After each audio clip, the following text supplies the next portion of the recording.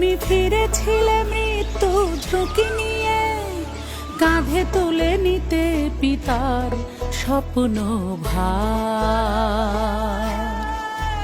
ও মানুষের মুখে হাসি ফোটাতে হবে, বাবার মতোই ভোলা হলো না তোমার। তুমি কারো বোন,